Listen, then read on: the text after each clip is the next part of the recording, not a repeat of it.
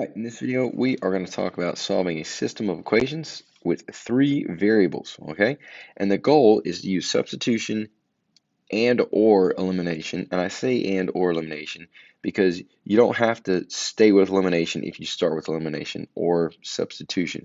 You can kind of jump back and forth and use whatever method fits and whatever method will make your life easier, okay?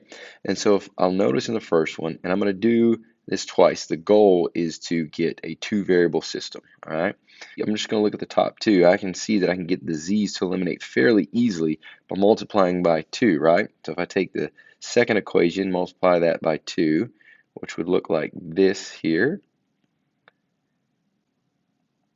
all right? And that's going to give me 4x plus 6y minus 2z equals 8.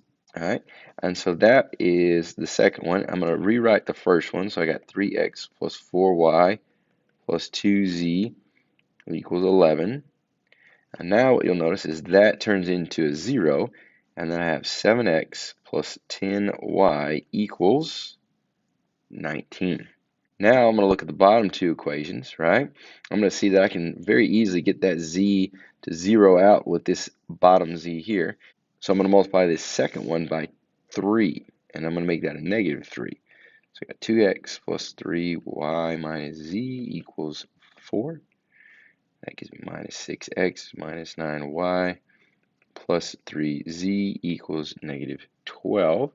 And I'm going to add that to 5x plus 5y minus 3z minus 1. So here I get these to turn into a 0. Now I have minus x minus 4y equals negative 13. All right, so now here's what I want you to notice. I've done elimination twice, and by the way, you can accomplish the same thing with substitution if you want to. I just think elimination is easier here. I have two equations, right? I have this 7x plus 10y equals 19, and I got minus x minus 4y equals negative 13. So now I'm going to create a new system. So I'm going to take my 7x plus 10y up here equals 19 minus x minus 4y equals negative 13. And now I'm going to try to use elimination again, right? I'm going to say, you know what? I could probably get these x's to eliminate. I'm going to multiply by 7, all right? So I've got minus 7x minus 28y equals negative 91, right? And so now I'm not going to use this one, right? I'm going to ignore that one now. I have 7 minus 7x is 0. I have negative 18y is going to equal negative 72. And when I divide by negative 18, I'm going to get y equals 4, right? So that's part of it. That's one of my three variables that I need.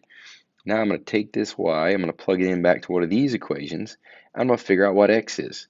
So what you have now is 7x plus 10 times 4 equals 19. So that's 7x plus 40 equals 19. Minus 40 minus 40, that's a 0. 7x equals negative 21. Divided by 7x equals negative 3.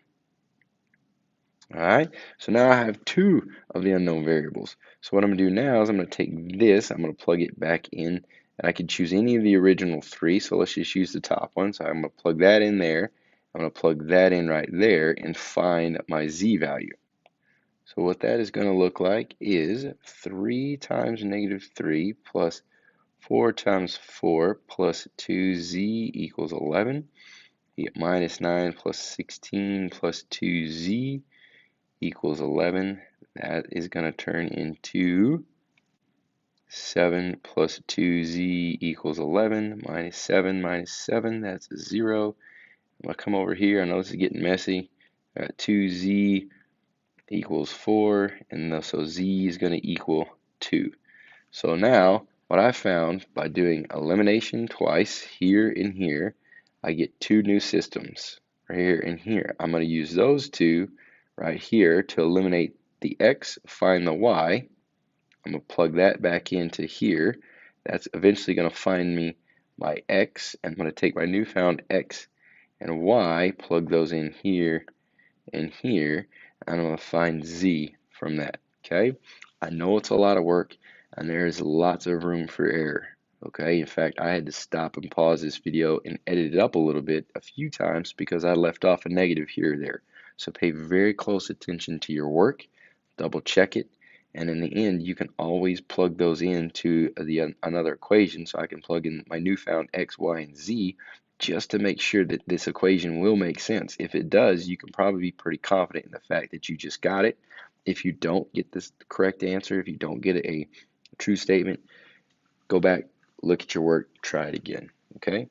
All right, now what I want you to do is pause the video, try this one on your own, and we'll come back and check it together.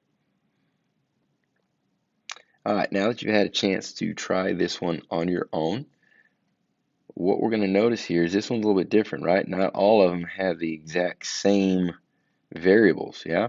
And so I can't use elimination here because that's going to cause problems for me. I'm not going to get anything to match up. But what you'll notice is I got 4, 2, and a z, right? They're all even numbers.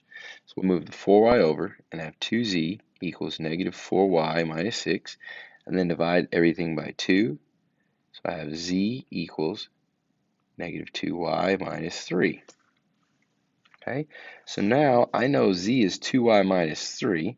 So what I can do is I can take that and let's plug it in right here to this third equation. All right, so now what I have is 5x plus 7, and then times my new z, which is minus 2y minus 3, equals negative 15. Distribute the 7, and I have 5x minus 14y minus 21 equals negative 15. Add 21 to each side, and now I have 5x minus 14y equals 6. Now, if you'll say, okay, I got an x and a y, if I come back up here to this equation, I have an x and a y. So I can say 2x minus 3y equals 5. All right, so now, by doing one substitution in this case, I have created my system of two variables. From here, I can go ahead and figure that out, right? So if I multiply this one by 2 and this one by negative 5, right? So that's going to turn into 10x minus 28y equals 12. Now it's going to turn into negative 10x plus 15y equals negative 25. That's a 0. So there I end up getting minus 13y equals minus 13. So I can say y is equal to 1. So now if I say, okay, y is equal to 1, I'm going to go plug it in right there. Okay, so what I end up getting is, come over here and do that work. So I have 4 times 1 plus 2z equals negative 6, minus 4, that's 0. I have 2z equals negative 10, divide by 2, z equals negative 5. So now I have my y and I have my z. So now all I got to do is take either one of those and plug it in. Now I'm going to take my y as 1 and plug it into the other y so I can find x. So that is going to look like this. I'm going to have 2x minus 3 times 1 equals 5. So that's just minus 3 equals 5. Add 3, that's x. So I have 2x equals 8. So now that is x equals 4. So now I have all three of my missing variables. I've got the y, the z, and the x. All right.